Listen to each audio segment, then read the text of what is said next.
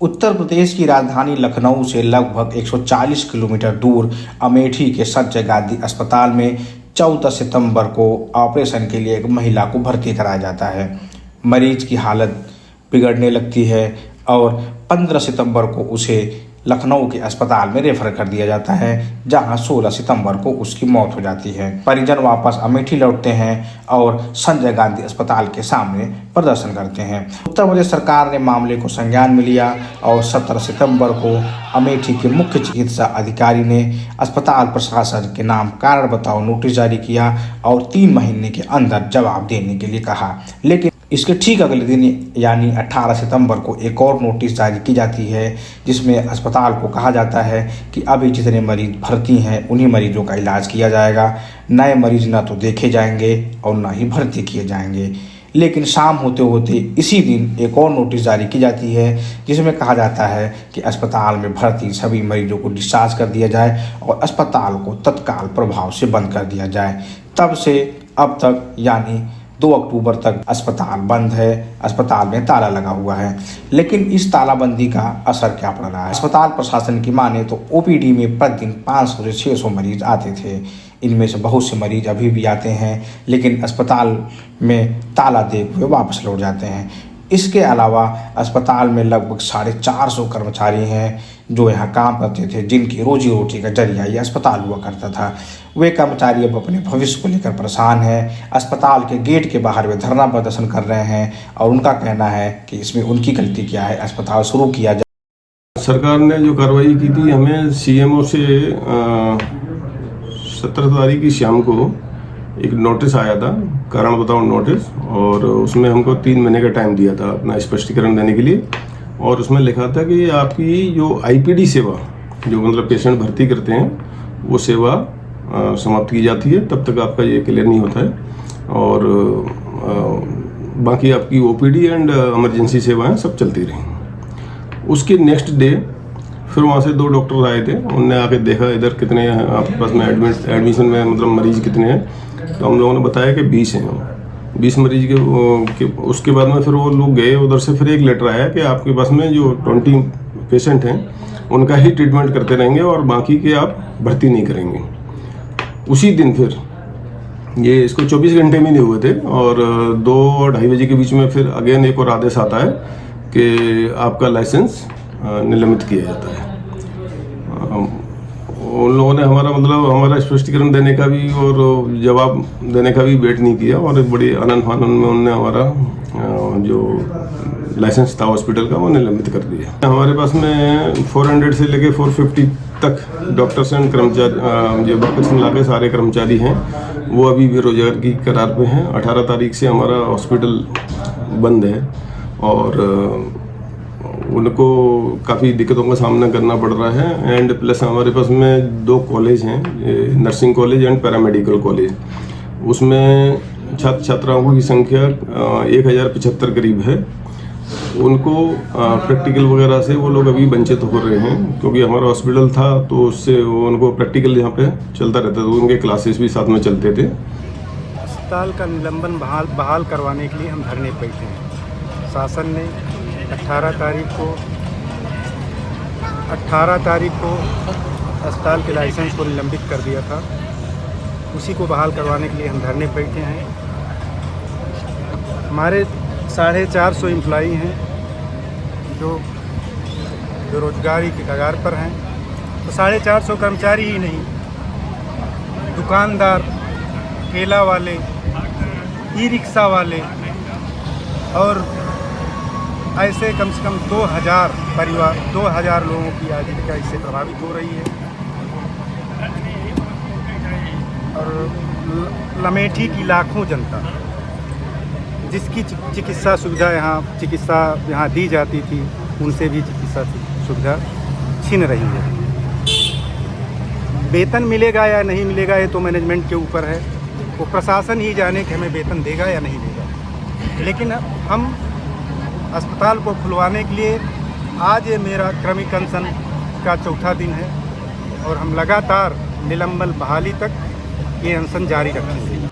Sir क्या करेंगे? क्या जितने दिन ड्यूटी चल रही है उतने दिन चल रही है, उसके बाद आगे देखो सर। गवर्नमेंट क्या करती है हम लोगों के साथ। नहीं चलता तो फिर आगे क्या करेंगे आप? अब नहीं चलता तो सर पेट पालने के लिए कुछ ना कुछ तो करना ही पड़ेगा। बाहर काम करेंगे, दिहाड़ी मजदूरी करेंगे। राकेश जी, आप इस अस्पताल में भी आए थे, संजय गांधी अस्पताल में, किस लिए आए थे आप? दवा कराने के लिए आए थे। कि आपका पहले से इलाज चल रहा जी, है? पहले से हमारा इलाज चल रहा है। कम से कम 6-7 पर्चा हो गया है यहाँ पे। 6-7? जी 6-7 पर्चा हो गया जी है। जी। तो अभी आप आए तो क्या हुआ यहाँ पे? आए तो यहाँ धरना हुआ, धरना तेरा बैठे हैं सब लोग। अंदर खुला ही नहीं है, डॉक्टर बैठ नहीं रहे हैं। कितनी दूर से आए हैं आप? कहाँ से हमारा आए? लमसम यहाँ 30 किलोमीटर होता है। 30 किलोमीटर हो गए। अच्छा, तो जिस डॉक्टर को दिखा रहे थे उन्हें दिखाने आए थे आप? रेगुलर आपका ट्रीटमेंट है। अब क्या करेंगे आप? कहाँ दिखाएंगे डॉक्टर आप को? घर जाएंगे या फिर कहीं बाहर दिखाएंगे या सुल्तानपुर या लखनऊ दिखाएंगे। सुल्तानपुर या डॉक्टर मिलेंगे नहीं तब तो परेशानी होगी। अमेठी में तो जिला अस्पताल भी है, वहाँ नहीं दिखा रहे हैं? नहीं, हमको वहाँ मालूम नहीं था, डॉक्टर यहीं बैठते थे। अच्छा, और जब नहीं मिलेंगे तो जाना पड़ेगा ही। दादा क्या नाम है आपका, कहाँ से आए हैं? ये वो मोतीलाल चौरसिया कहाँ से आए हैं? बयान से चंडीगढ़ के पास। प्रतापगढ़ से? हाँ, प्रतापगढ़ से। क्या दिक्कत थी, किस लिए आए थे? एक कमर टेढ़ी हो गई, हाँ कमर टेढ़ी हो गई थी, अंदर नहीं जाने दिया गया हमको। हाँ। अच्छा, ये और यहाँ प्राइवेट दुकान पर दवा ली। अंदर नहीं जाने की वजह क्या कहे डॉक्टर लोग? नहीं, वॉचमैन जाने नहीं दिया अंदर, कहीं बंद था। कहाँ पे आए हैं? कौन सी जगह आए हैं आप? मुंशीगंज। मुंशीगंज संजय गांधी अस्पताल। हाँ, संजय गांधी अस्पताल। तो आपका इलाज पहले चल रहा है कि आज? नहीं, पहले चल रहा है। तो आज आए थे आप दवा लेने, हाँ, दिखाने के लिए? हाँ। दिखाने नहीं दिया गया? नहीं। वहीं जिस महिला की मौत हुई, उनके परिजन तो बस ये चाहते हैं कि जिन डॉक्टरों ने लापरवाही की उन पर कार्रवाई की जाए, लेकिन अस्पताल को बंद नहीं किया जाना चाहिए। परिजन ने यह भी आरोप लगाया कि उनको केंद्र में रखकर राजनीति की जा रही है। तब से न हमें कोई सांत्वना देने आया, न कोई हमसे मिलने आया। केवल सब अपनी राजनीति कर रहे हैं, किसी को कुछ मतलब है नहीं। सबसे पहले तो जो डॉक्टर दोषी हैं उनके ऊपर कार्रवाई होनी चाहिए। प्लस बच्चे का भरण पोषण के लिए 1 करोड़ रुपए की मांग की थी हमने। उसका जो भी पढ़ाई का खर्चा है, मेडिकल का, वो सब अस्पताल अपनी तरफ से दे। इस पे कार्रवाई क्या हुई? अभी तक कोई कार्रवाई हुई? जो दोषी डॉक्टर हैं उन पे कोई कार्रवाई हुई? अस्पताल खुलना चाहिए, ऐसी बात नहीं है, लेकिन अस्पताल वालों को भी तो देखना चाहिए कि वो जो पीड़ित परिवार है उनके लिए क्या कर रहे हैं। संजय गांधी अस्पताल का संचालन संजय गांधी मेमोरियल ट्रस्ट द्वारा किया जाता है और इसकी शुरुआत 15 सितंबर 1982 को हुई थी। सस्ते इलाज के चलते यहाँ अमेठी के अलावा आसपास के जिलों से भी मरीज आते हैं। ये अस्पताल एक्चुअल ये स्वर्गीय श्रीमती इंदिरा गांधी जी ने इसकी आधारशिला रखी थी 1982 में, और उनका एक सपना था कि अमेठी की जनता को रूरल एरिया में बेहतर इलाज देने के लिए, तो इसकी आधारशिला रखने के बाद में जब ये हुआ तो 1994 से इसकी मोबाइल वैन के थ्रू इसकी शुरुआत की गई थी, मेडिकल मोबाइल वैन के थ्रू। और 1996 और 1999 से इसको full flash OPD and IPD के तौर पे इसको शुरुआत कर दी गई थी। ये एशिया का सबसे बड़ा हॉस्पिटल है रूरल एरिया में, और इसमें हमारे पास में तकरीबन पर डे 500 से 600 के आसपास ओपीडी होती है एंड 50 से लेकर 100 तक हमारे पास आईपीडी में पेशेंट रहते हैं। हमारा हॉस्पिटल एकदम सभी सुविधाओं से लैस है। हमारा हॉस्पिटल यहाँ पे अमेठी के आसपास के जिलों के लिए एक ट्रॉमा सेंटर का काम करता है। इमरजेंसी में कोई भी रात दिन कभी भी कोई भी किसी को परेशानी होती है तो कभी भी इधर आता है, उसको प्रॉपर ट्रीटमेंट मिलता है। हमारे पास सारे स्पेशलिस्ट हैं, जैसे कि स्त्री रोग विशेषज्ञ हैं, शिशु एंड बाल रोग विशेषज्ञ हैं, आर्थो के स्पेशलिस्ट हैं, जनरल सर्जन हैं, नेफ्रोलॉजिस्ट है। हमारे पास में ये चेस्ट फिजिशियन है, एमडी चेस्ट फिजिशियन वगैरह, एंड सभी प्रकार के हमारे पास जैसे ईएनटी में है, ईएनटी स्पेशलिस्ट है, डेंटिस्ट है। हमारे पास में बहुत बड़ी ब्लड बैंक है जो कि आसपास के एरिया में भी यहाँ नहीं है। पैथोलॉजी है, ऑनलाइन पीएसए ऑक्सीजन प्लांट है, अल्ट्रासाउंड की सुविधा है, एक्सरे की है एंड सीटी स्कैन भी है। हमारे पास 4 ओटी हैं। मतलब बहुत ही अच्छे तरीके से और सभी फैसिलिटियों के साथ में हमारा हॉस्पिटल है, क्योंकि हमारा हॉस्पिटल क्या है, एक ट्रस्ट के द्वारा संचालित किया जाता है। तो ट्रस्ट में हम लोग नो प्रॉफिट नो लॉस में काम करते हैं। तो क्षेत्रीय जनता के लिए हमारा हॉस्पिटल बेहतर सुविधाएं देता है और किफ़ायती रेटों में उनको इलाज मिलता है। इसलिए इसमें और बाकी सरकारी हॉस्पिटलों में इतना मतलब मशीन वगैरह का कुछ इशू रहता है, कुछ नाइट में उनके पास में जो सुविधाएं नहीं रहती हैं वो हमारे हॉस्पिटल में अवेलेबल है। ये कई बार देखा गया है कि जिला अस्पताल वगैरह से, सरकारी हॉस्पिटलों से भी हमारे पास में मरीज आते हैं। एंड यहाँ से जौनपुर तक, रायबरेली और प्रतापगढ़ और ये हमारा प्रयागराज वगैरह से भी हमारे पास में मरीज आते हैं। हमारे पास में अभी बेड जो है 109 ऑपरेटिव हैं और वैसे हमारा 350 बेड का है हॉस्पिटल। और डॉक्टरों की पूछेंगे तो अब डॉक्टर हमारे पास में स्पेशलिस्ट एंड जूनियर्स आरएमओ मिला के हमारे पास में 30 के करीब स्ट्रेंथ है।